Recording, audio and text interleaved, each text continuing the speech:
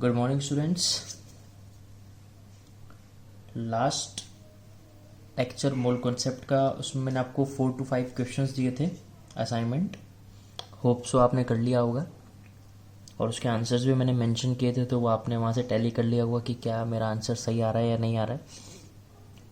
ठीक है, सो आज पार्ट 2 स्टार्ट करते हैं। पार्ट 2 में कुछ नए कंसेप्ट, कुछ नए कंसेप्चुअल बेस्ड क्वेश्चंस अपन देखेंगे। उससे पहले एक लास्ट कंसेप्ट बेस्ड क्वेश्चन पे एक बार डिस्कशन कर लेते हैं।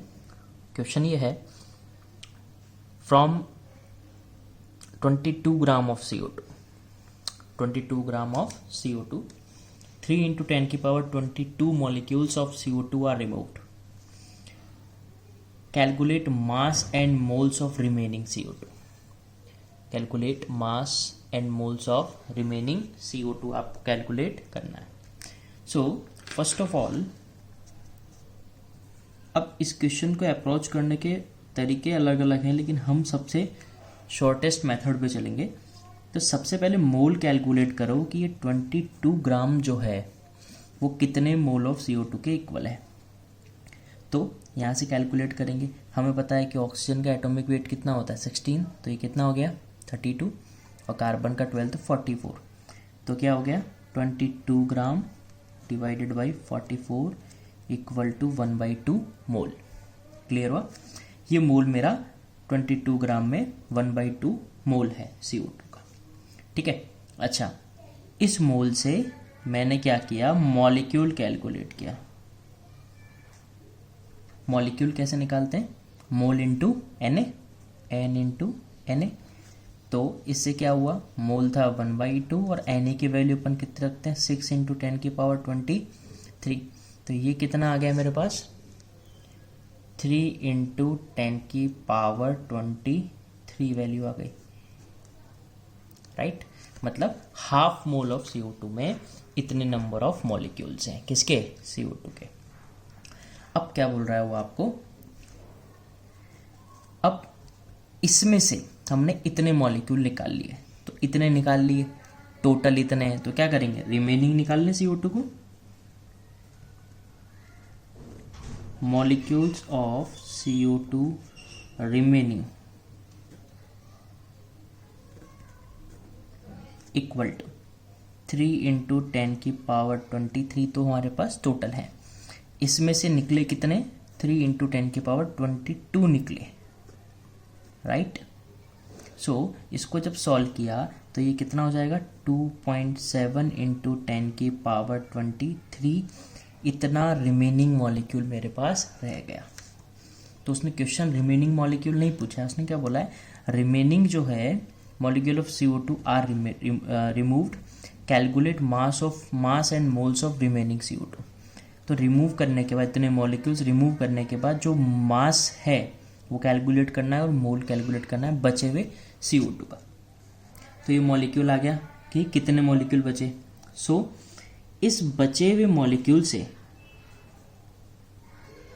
हम क्या कैलकुलेट करेंगे, रिमेनिंग मोल कैलकुलेट करेंगे। ठीक है, वो कैसे करेंगे, हमको पता है क्या फॉर्मूला होता है, मॉलिक्यूल डिवाइडेड बाई Na। तो मॉलिक्यूल है 2.7 इंटू 10 की पावर 23 डिवाइडेड बाई Na का वैल्यू कितना होता है 6 इंटू 10 की पावर 23, सॉरी 6 इंटू 10 की पावर 23। तो ये इक्वल टू कितना हो गया, सॉल्व किया तो 9 इक्वल टू 9/20, 9/20 वैल्यू आ गया। ये किसका वैल्यू आया, मोल का वैल्यू आया, रिमेनिंग मोल्स ऑफ CO2। अब मोल आ गया तो वेट निकालने के लिए क्या करेंगे, सिंपल सा फॉर्मूला क्या करते हैं अपन, मोल इंटू मॉलिक्यूलर वेट, ये करते हैं क्या। तो मोल कितना है मेरे पास 9/20, मॉलिक्यूलर वेट कितना है 44। तो यहाँ कितना हो गया वैल्यू 19.8 ग्राम, ये वैल्यू मेरी आ गई।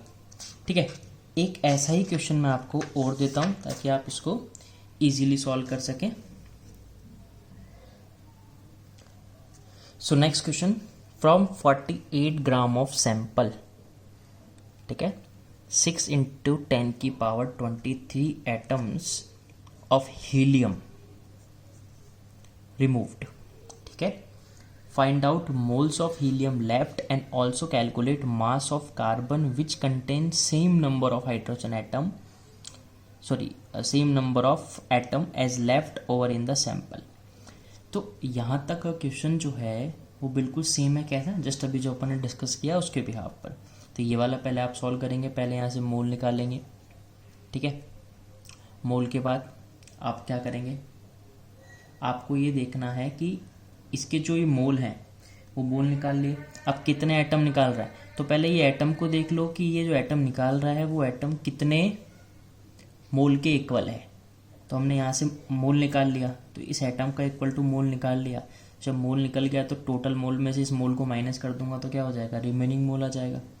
और क्या बोल रहा है कि वो इक्वल है किसके, बाद में क्या बोल रहा है, carbon which contain same number of atoms, जो इसमें थे उतने ही कार्बन के एटम है। तो यहाँ से फिर हमको कार्बन का वेट निकालना है। तो क्वेश्चन बिल्कुल एज इट इज़ पहले जैसा है, आप इसको सॉल्व करें। वहाँ पे मॉलिक्यूल रिमूव कर रहे थे, यहाँ पे एटम रिमूव कर रहे हैं, इतना ही डिफरेंस है। तो इसको आपको ट्राई करना है। आंसर मैं लिख देता हूँ यहाँ पे कितना कितना आने वाला है। मोल्स ऑफ हीलियम लेफ्ट जो आएगा, हीलियम लेफ्ट जो आएगा वो आएगा इक्वल टू 11, और वेट ऑफ कार्बन जो आएगा वो आएगा 132 ग्राम। अगर क्वेश्चन नहीं कहीं कोई प्रॉब्लम आती है तो आप मुझे बता सकते हैं बिल्कुल, ठीक है। अब नेक्स्ट क्वेश्चन की तरफ चलते हैं। नेक्स्ट टाइप का थोड़ा सा क्वेश्चन देखते हैं, चलें आगे देखते हैं क्या आने वाला है। इसमें एक क्वेश्चन देता है कि find the wait of carbon used in 22.5 gram glucose, right. Question क्या कह रहा है कि फाइंड द वेट ऑफ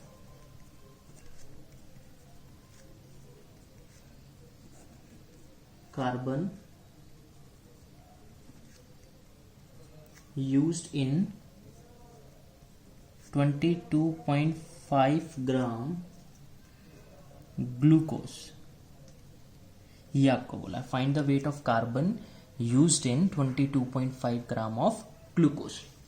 बहुत सिंपल क्वेश्चन है, लेकिन थोड़ा सा समझने वाली बात है कि ऐसे टाइप के क्वेश्चंस को हमको कैसे करना है। अभी तक क्या था, इसमें बोला कि हमको टोटल वेट दिया है किसका, ग्लूकोज का, उसमें से बोला है find the wait of carbon, carbon का वेट कितना है। क्योंकि इसमें क्या क्या है, कार्बन है, हाइड्रोजन है, ऑक्सीजन है, इन सबका टोटल वेट कितना है 22.5 ग्राम। बट इसमें से किसका वेट निकालना है, कार्बन का। तो देखो ऐसे क्वेश्चन को सॉल्व कैसे करते हैं, बहुत सिंपल मेथड है। सबसे पहले निकाल लो टोटल मोल्स या moles of glucose, moles of glucose. Moles of glucose calculate करने के लिए क्या करना है, सिंपल सा टोटल वेट डिवाइडेड बाय इसका एटॉमिक या मॉलिक्यूलर वेट। तो ग्लूकोज का मॉलिक्यूलर वेट होता है 180, तो ये कितना आ गया 1/8 आ गया। अब आपको यहां से कैलकुलेट करना है मोल्स ऑफ कार्बन। तो सुनो, किसी भी एटम का मोल्स, अगर किसी भी मॉलिक्यूल का मोल पता हो और किसी एटम का मोल कैलकुलेट करना हो तो क्या करो, मॉलिक्यूल के मोल से आप उस एटम की एटॉमिसिटी को मल्टीप्लाई कर दो। यहाँ कार्बन कितना था 6, अगर हाइड्रोजन का निकालते तो 12 से मल्टीप्लाई, ऑक्सीजन का निकालते तो भी 6 से मल्टीप्लाई। तो यहाँ तक क्लियर हुआ। इससे क्या निकल गया मेरे पास, मोल्स ऑफ कार्बन निकल गया। अब देखो समझो कि मैं मान लो ऐसा फॉर्मूला लिखता हूँ, moles of carbon equal to क्या होगा, weight of carbon divided by atomic weight of carbon. ये फॉर्मूला होना चाहिए कि नहीं होना चाहिए मोल ऑफ कार्बन कैलकुलेट करने का, बिल्कुल होना चाहिए। तो इसमें से मुझे क्या क्या पता है, मुझे मोल ऑफ कार्बन पता है, ये रहा 6/8। मुझे एटॉमिक वेट ऑफ कार्बन पता है, बिल्कुल पता है 12। तो मुझे सिर्फ क्या अननोन है, यही वेट ऑफ कार्बन, और वेट ऑफ कार्बन ही पूछा था। तो यहाँ से क्या हो गया, वेट ऑफ कार्बन हमने यहाँ से क्या कर लेना है कैलकुलेट, तो क्या आ जाएगा 6/8 into atomic weight of carbon 12। तो आंसर आ गया कितना, 9 ग्राम आंसर आया मेरे पास इसका। क्लियर हुआ। अब नेक्स्ट क्वेश्चन की तरफ अप्रोच करते हैं। नेक्स्ट क्वेश्चन क्या कहता है, सेम क्वेश्चन है, वही आपको करना है वापस से। क्वेश्चन ये है, find the weight of oxygen used in 1.71 gram of C12H22O11 sucrose. ठीक है, आपको क्या करना है, वेट दिया है सुक्रोज का, पहले क्या दिया था, वेट आपको दिया था किसका,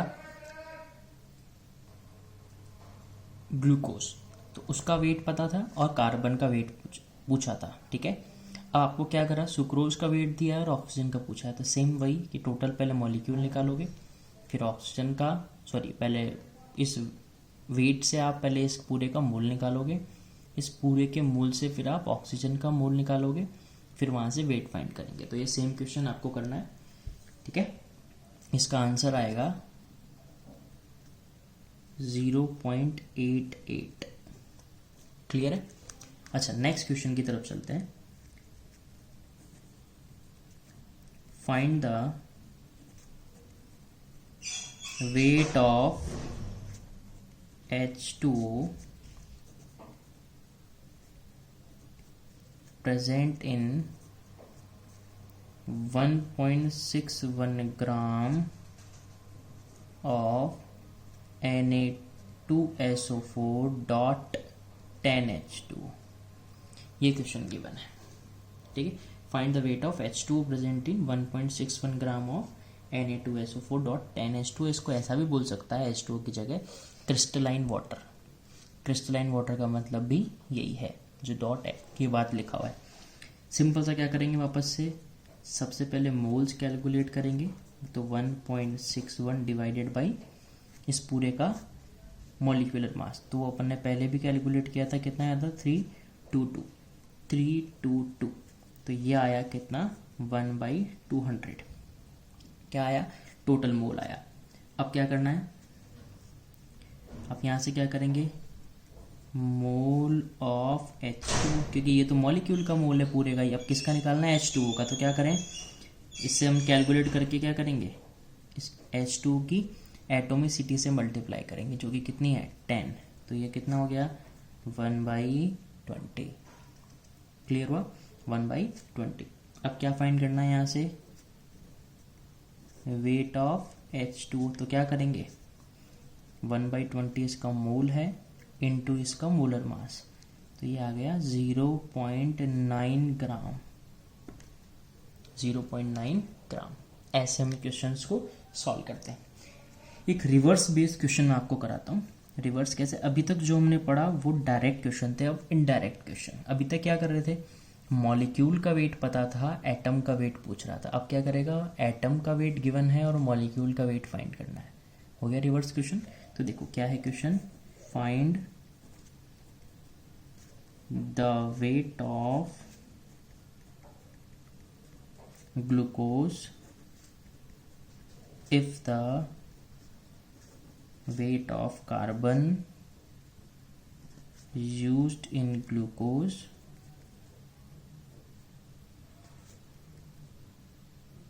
is 4 gram.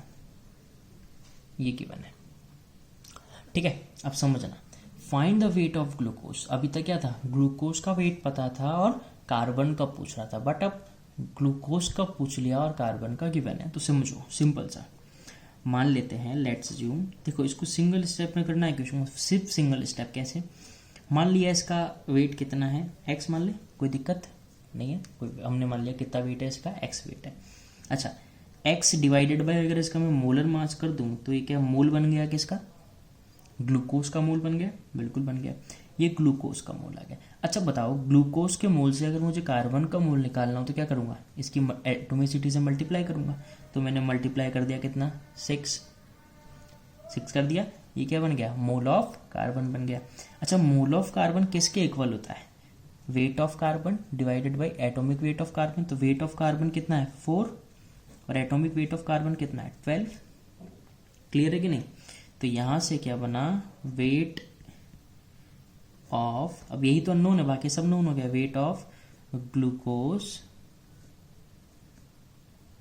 Equal to 10 gram. आ गया आंसर, सॉल्व हो गया क्वेश्चन।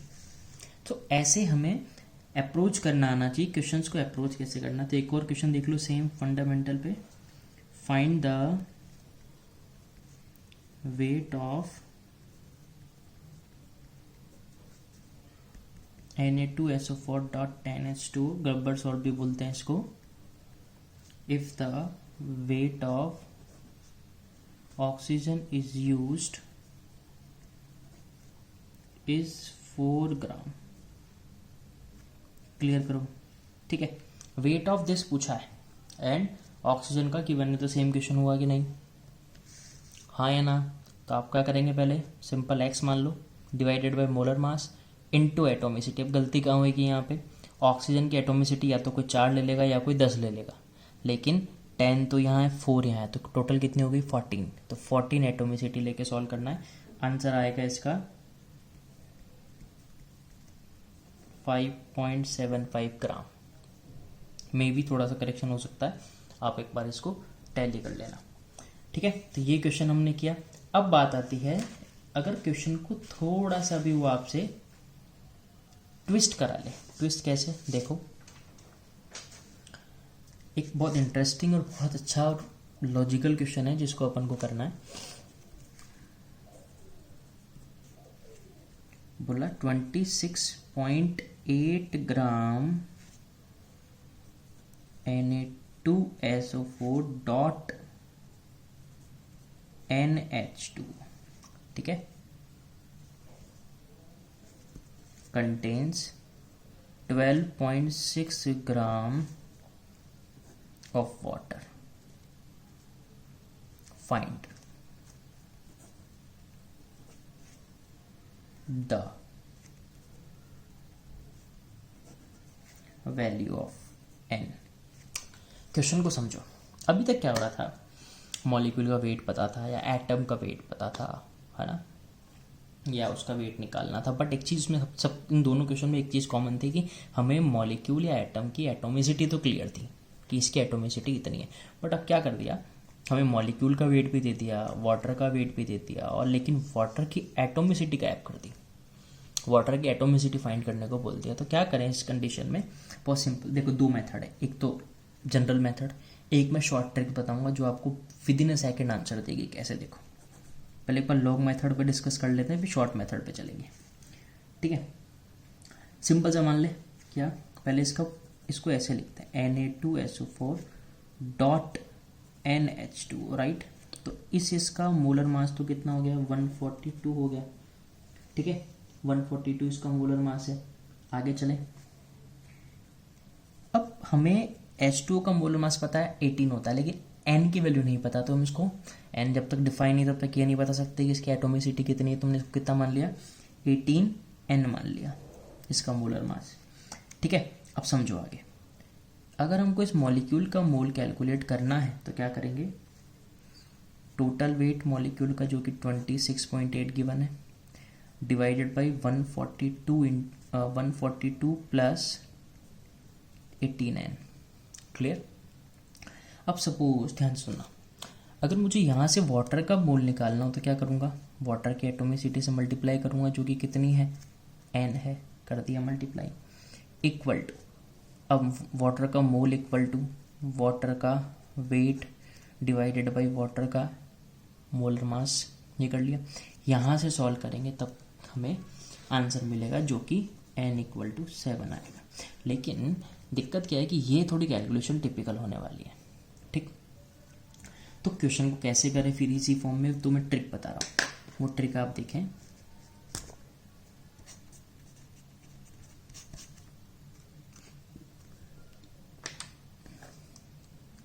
देखो ट्रिक को मैं बोलता हूँ GBM, गोला भरो मेथड।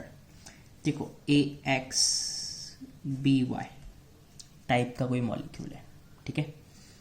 तो उसके लिए क्या करना है, X/Y equal to mole of A divided by mole of B. तो X A X B Y क्या है वैसे समझो। देखो इसको मैं क्या ऐसे लिख सकता हूँ कि इसको x मान लूँ और इसको y, मतलब कैसे Na2SO4, ठीक है, Na2SO4 ये x और H2O ये y। तो y की वैल्यू तो किसके बराबर है, n के बराबर, और ये कितना है 1 ही तो है, तो x की वैल्यू कितनी होगी 1, y की वैल्यू कितनी होगी n। तो वैल्यू पुट करते हैं, x की वैल्यू 1, y की वैल्यू n। क्लियर है। आगे mole of A, mole of ए कैसे निकलेगा। मोल ऑफ ए को कैलकुलेट करने के लिए हमको क्या करना पड़ेगा, ए इसको माना है तो इसका वेट चाहिए, लेकिन हमको किसका वेट पता है, टोटल वेट पता है या फिर H2O का वेट पता है। तो अगर टोटल वेट इतना है और इसमें से H2O का वेट अगर माइनस कर दूँ तो क्या इसका आ जाएगा, ठीक है।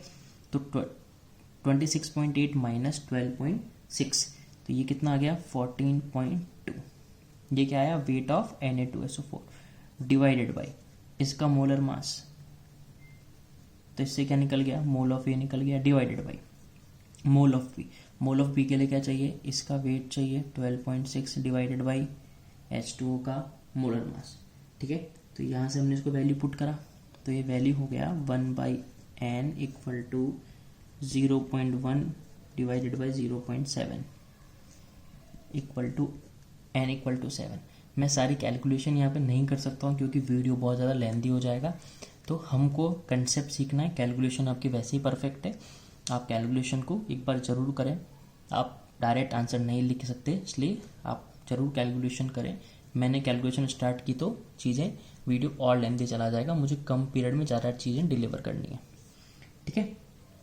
ये क्वेश्चन हमारा हो गया। अब बात करते हैं आगे की तरफ कि एक प्रीवियस बेस कंसेप्ट, एक क्वेश्चन मैं आपको दे रहा हूँ, देखते हैं आप कितना दिमाग लगाते हैं। फाइंड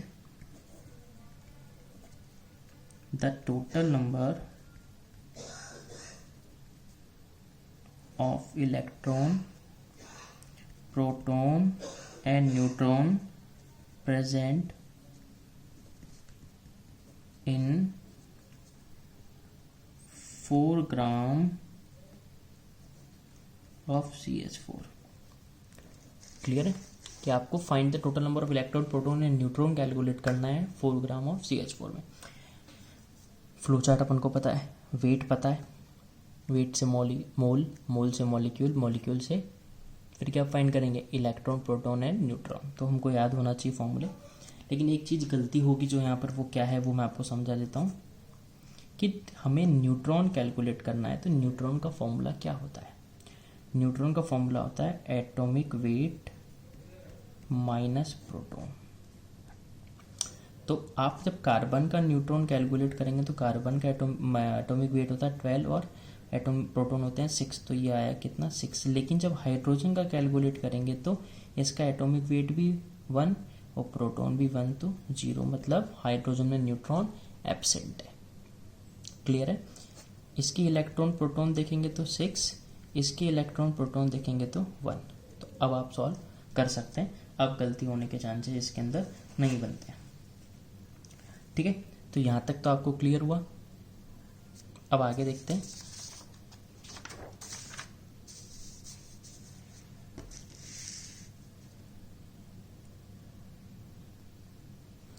नेक्स्ट टॉपिक है एवरेज एटॉमिक मास। क्या टॉपिक है, एवरेज एटॉमिक मास।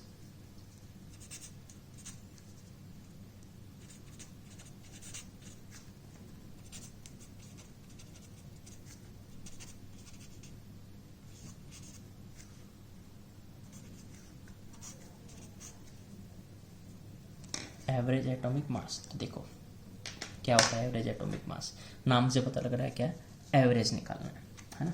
अब कैसे, देखो सपोज मेरे पास एक एटम है बी, ठीक है, उसके 2 आइसोटॉप्स हैं, ये और ये, ठीक है, 2 आइसोटॉप हैं।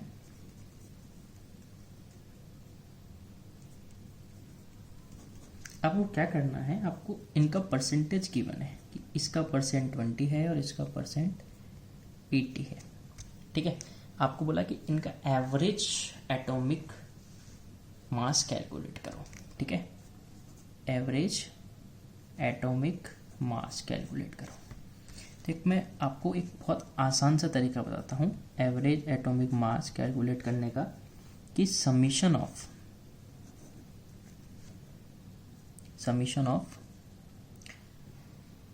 Percentage of I into atomic weight of I बोले तो आइसोटॉप, स्मॉल आई बोले तो isotope, divided by summation of percentage of isotope.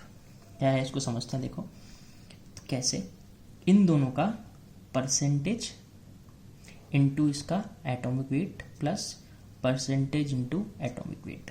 तो परसेंटेज पहले वाले का 20 इंटू एटॉमिक वेट 10 प्लस दूसरे का percentage 80 into 11 divided by percentage का समीशन। तो वो कितना आ रहा है, 100 आ रहा है, 80 प्लस 20। तो ये सॉल्व किया तो हमको यहाँ से क्या निकल जाएगा, इसकी वैल्यू कैलकुलेट हो जाएगी। ठीक है, तो अब ये वैल्यू हमने कैलकुलेट कर ली। तो अब क्या करना है ऐसे क्वेश्चंस में, कि जैसे सपोज मैंने आपको एक क्वेश्चन दिया कि क्लोरीन का वैल्यू एक का दिया मैंने, क्लोरीन ले लेते हैं अपन 35 एक का, और एक ले लेते हैं 37 का।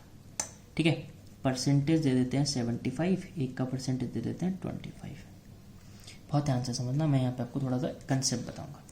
तो आपको एवरेज एटॉमिक मास कैलकुलेट करना है। ठीक है, और मुझे ऑप्शन दिए बने यहाँ पे, A option 35, B option 35.5, C option 36.5 और डी ऑप्शन 37.2 सपोज ये दिया हुआ है। अब हम इसको बिना सॉल्व किए भी आंसर टिक कर सकते हैं, लेकिन पहले एक बार समझते हैं कैसे वो करते हैं।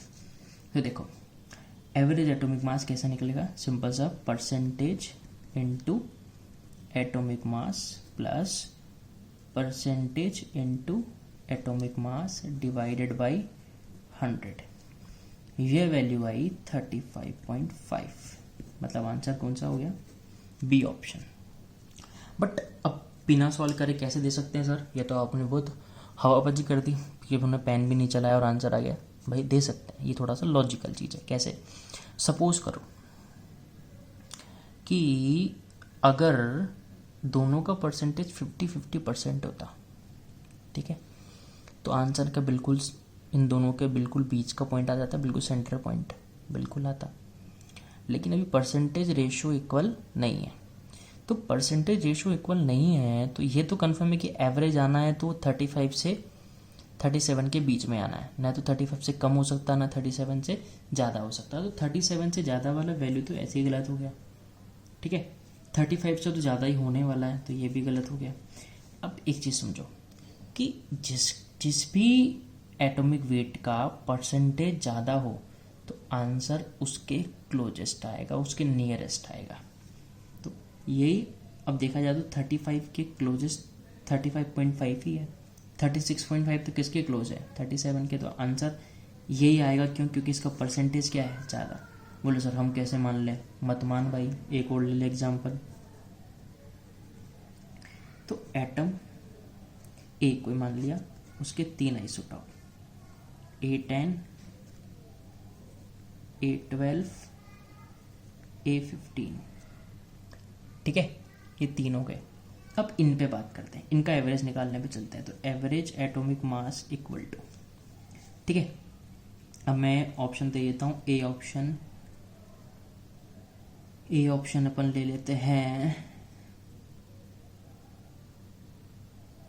चलो ए ऑप्शन की तरफ मान लें कुछ को 12.9, बी ऑप्शन मान लेते हैं 12.1, सी ऑप्शन मान लेते हैं 10.2 और डी ऑप्शन मान लेते हैं 10.9। ये 4 ऑप्शंस मेरे पास हैं। ठीक, एवरेज निकालना तो क्या करेंगे, पहले परसेंटेज लिख लें इनके, 30, 20 और ये 50%। आगे चलो, तो 10 into 30 plus 12 into 20 plus 15 into 30 divided by 100। तो ये सॉल्व करा तो कितना आया, 12.9। तो आंसर कौन सा हो गया, फर्स्ट। अब ऐसे भी देखो 12.9 किसकी तरफ जा रहा है भैया, किसकी तरफ जा रहा है, किसकी तरफ जा रहा है, ए वाले की तरफ जा रहा है, मतलब 50% वाले की तरफ जा रहा है, क्लोज जा रहा है उसके आंसर। तो ये क्या आंसर हुआ, उसके हिसाब से ये वाली वैल्यू हो गई, तो ये वाली, क्योंकि 12.1 आता तो सेंटर वाले की क्लोज हो जाता, जो कि हो नहीं सकता। 10.2 10.9 का तो सवाल ही नहीं बनता है, तो इसके क्लोज तो एक ही आंसर था, कौन सा, 12.9 वाला। तो हमने उसको सॉल्व किया। अब मान लो एक क्वेश्चन ऐसा दिया, थोड़ा सा आपको ट्विस्ट करे क्वेश्चन को, वो average atomic mass of a substance having 2 isotopes of average mass 470, sorry average mass नहीं, atomic mass 470 and 600 AMU atomic mass unit respectively is 496 AMU. Find percentage of both isotope in the sample. ये आपका question है। देखो, average atomic mass of substance having 2 isotopes, ठीक है, of atomic mass 470 and 600 AMU respectively is 496 AMU। Find the percentage. अभी तक क्या हो रहा था, आपको परसेंटेज पता था, एटॉमिक मास पता था, एवरेज एटॉमिक मास कैलकुलेट किया। अब क्या कर दिया, एवरेज एटॉमिक मास आपको गिवन है, एवरेज गिवन है, एटॉमिक मास भी गिवन है, परसेंटेज ऑफ बोथ आइसोटॉप्स आपसे उसने पूछ लिया। तो अब क्वेश्चन क्या हो गया, फिर रिवर्स हो गया। तो हमको एक्चुअली क्वेश्चन को सभी तरह से अप्रोच करना आना चाहिए कि सर ऐसा आ गया तो, इसका रिवर्स आ गया तो, हमारे दिमाग में सब चीज़ें चलनी चाहिए, क्योंकि कैसा भी क्वेश्चन वो दे सकता है। तो इसका हमने रिवर्स बनाया। तो देखो एक तरीका बताता हूँ, शॉर्टकट, ये कोई फॉर्मूला नहीं है, ट्रिक है। तो इस ट्रिक से अपन को आंसर निकल जाएगा। कैसे, देखो सपोज आपके पास 2 आइसोटोप है, ठीक है, मैं इसको नंबर दे दूं I1 I2, राइट, ठीक है। इसका परसेंटेज भी अननोन है, इसका परसेंटेज भी अननोन है, ठीक है। लेकिन इसका एटॉमिक मास आपको पता है, AM1 बोल दिया, इसको मैंने AM2 बोल दिया। तो देखो क्या करो, परसेंटेज ऑफ I1, अगर पहले आइसोटोप का परसेंटेज निकाल रहे हो तो I1, दूसरे का निकाल रहे हो तो I2। तो क्या करो, एक फॉर्मूले की फॉर्म अपन ट्रिक बनाते हैं। एवरेज एटॉमिक मास जो भी आपको गिवन है, जैसे 496 है, माइनस, अगर आप I1 का निकाल रहे हो तो एटॉमिक मास जो है वो I2 का माइनस करोगे, और अगर I2 का निकाल रहे हो तो एटॉमिक मास या किसका आएगा, I1 का, divided by atomic mass of I2 minus atomic mass of I1। Clear हुआ। इंटू 100, भाई 100 क्यों, क्योंकि परसेंटेज पूछा है, तो इंटू 100। तो वैल्यू रखें क्या, तो 496 माइनस पहले का, दूसरे का एटॉमिक मास कितना है, 600, डिवाइडेड बाई 600 माइनस 470 इंटू 100। तो ये वैल्यू हो गई कितनी यहाँ से, 104 divided by 130 into 100 equal to 20%। मतलब ये कितना है यहाँ पर, 20%। अगर ये 20% तो ये कितना है, 80%। अब हमने एक तो कर लिया, अब आप क्या कर सकते हैं, आप, हमने I1 कैलकुलेट किया, आप I2 कैलकुलेट कर लो। तो बस आपको क्या चेंज करना है, आपको I2 की जगह I1 की वैल्यू रखनी है। तो आंसर क्या आना चाहिए, इससे 80 आना चाहिए। अगर ये 80 आ रहा है तो दोनों तरीके से सही है। तो हम एक फाइंड करके दूसरे का तो अपने आप निकाल देंगे। तो इस तरह से हम सॉल्व करेंगे। लेकिन ये क्वेश्चन जो मिलेगा वो आपको, अब बोलेंगे सर ये तो 2 आइसोटॉप्स, अगर आपने 3 दे दिए तो फिर हम तो फॉर्मूला लगा ही नहीं सकते। तो आपको 3 के लिए अप्रोच करवाएगा नहीं, अप्रोच 2 के लिए करवाएगा। ठीक है, तो 2 के लिए हम ऐसे कैलकुलेट कर सकते हैं। तो इसमें कोई डाउट नहीं होना चाहिए। लेकिन आप एक बार खुद से इसको भी सॉल्व करेंगे कि कैसे निकालते हैं। ठीक है, अब आता है एवरेज मॉलिक्यूलर मास। अगला टॉपिक क्या है? Average molecular mass. Average molecular mass.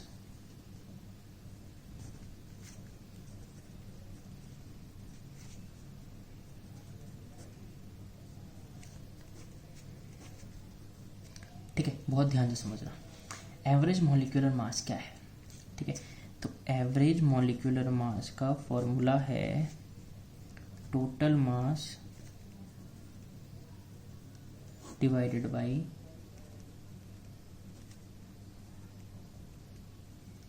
Total moles. Total mass divided by total moles. तो देखो कैसे।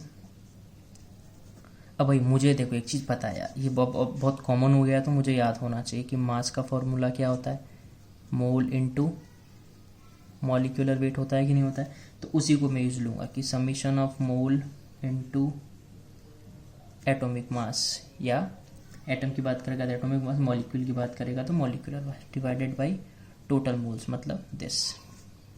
इस वाले फॉर्मूले को मैंने यहाँ पे अप्रोच किया है। ठीक है, अब जैसे पहला question, find the average atomic mass, sorry average molar mass of the following.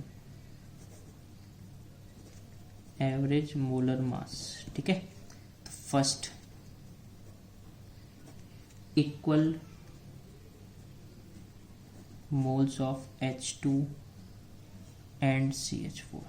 पहला क्वेश्चन है कि अगर आपको इक्वल मोल्स दिए हैं किसके, H2 और CH4 के, तो कैलकुलेट करो। ठीक है, तो वो कैसे कैलकुलेट करेंगे वो देखें। तो ये क्या है, equal moles of H2 and CH4। तो देखो भाई एक चीज से को समझो कि हमको 2 सब्सटेंस दिया है, एक H2 दिया है, एक CH4 दिया है। हमको क्या क्या चाहिए, हमको एक तो वेट चाहिए, एक मोल चाहिए, क्योंकि फॉर्मूले में क्या है, टोटल मास और टोटल मोल। तो हमको क्या बोला कि इनके जो ये मोल्स हैं, इक्वल मोल्स ऑफ H2, वो क्या है, इक्वल है। ठीक है, तो हमको यहाँ से क्या निकालना पड़ेगा, पहले इनका मोल्स इक्वल है, तो मोल्स की वैल्यू तो अपन रख देंगे क्या, एक को n मान लो, एक को क्या मान लो, n मान लो। अब इसका कैलकुलेट करना है तो क्या करना पड़ेगा, क्या करेंगे, मोल इंटू एटोमिक मास 2। इसका करेंगे तो mole into atomic mass 16। Clear है कि नहीं? तो यहाँ से फॉर्मूले में रख दो average molar mass equal to, तो टोटल वेट कितना हो गया, 89 हो गया क्या, 2n प्लस 16n, तो 89 डिवाइडेड बाई टोटल मोल कितना हो गया, n प्लस n बोले तो 2n, तो आंसर कितना आ गया, 9 आया। दूसरा देखो इक्वल मास, अब की बार मोल इक्वल था, इक्वल मास ऑफ वही H2 एंड CH4। अब वापस से क्या हो गया, H2 और CH4। ठीक है, इनका मास इक्वल बोला है, तो वेट और मोल दो ही चीज़ चाहिए। वेट को x और x मान लो इक्वल हो गया। मोल्स निकालना है तो भाई क्या करोगे, x/2 लेना पड़ेगा। क्यों, weight divided by molar mass, x/16 weight divided by molar mass. तो यहाँ से हम क्या कर लेंगे, इसको वैल्यू पुट करेंगे, तो ये तो कितना हो गया, 2x हो गया। ठीक है, तो यहाँ से हमने इसको पुट करना है, तो ये कितना हो रहा है, 9w/16। तो आंसर क्या आ रहा है, वैल्यू पुट करने पे 32/9। तो ऐसे हम क्वेश्चंस को सॉल्व इजीली कर सकते हैं। ठीक, एक लास्ट क्वेश्चन आज के लेक्चर का, एवरेज मोलर मास। ठीक है, तो average molar mass of ozonised oxygen is 36। Find wait percentage of oxygen in ozonised oxygen. ये क्वेश्चन बहुत आसान है, लेकिन इसमें जो समझने वाली बात है वो इतनी सी है। ओजोनाइज्ड ऑक्सीजन क्या होता है, तो ये होती है O2 जो O3 में कन्वर्ट हुई है, लेकिन इसको पहले क्या करना पड़ेगा, बैलेंस करना पड़ेगा। तो ये बैलेंस हो गई, is it balance chemical equation. अब इसका मोलर मास कितना होता है 32, इसका कितना होता है 48, यस और नो। तो परसेंटेज ऑफ O2 पूछा है, क्या बोला, average molar mass of ozonised oxygen is 36, find out percentage of oxygen in ozonised oxygen. तो सिंपल सा है, परसेंटेज ऑफ O2 निकालना है। तो क्या हमको क्या पता है कि पहले क्या करना पड़ेगा, फॉर्मूला भी देखा अपन ने, क्या एवरेज में से I1 का निकाल रहे हैं तो I2 का कितना हो गया 48 डिवाइडेड बाई 48 माइनस 32 इंटू 100, ठीक है। तो यहाँ से क्या वैल्यू आ गई 12/16 इंटू 100, बोले तो 75%, 75%, मतलब O2 कितना है 75% है और O3 कितना है, ये कितना हो गया 25%, ठीक है। सो आज का लेक्चर 2 हमने यहाँ तक देखा। अब कल जो लेक्चर 3 अपन डिस्कस करेंगे उसमें कुछ लॉ हम डिस्कस करेंगे, जैसे गैलोसिक लॉ हो गया। गैलोसिक लॉ हमको क्या बताता है वो डिस्कस करेंगे, फिर अवोगाद्रो हाइपोथेसिस क्या है वो डिस्कस करेंगे। तो इन लॉ की अप्रोच पे जो बेस्ड क्वेश्चन हैं वो देखेंगे। लॉ ऑफ केमिकल का कॉम्बिनेशन क्या है, लॉ ऑफ कांस्टेंट और डेफिनेट प्रोपोर्शन क्या कहता है, ये सब चीज़ें हमको देखनी है, ठीक है।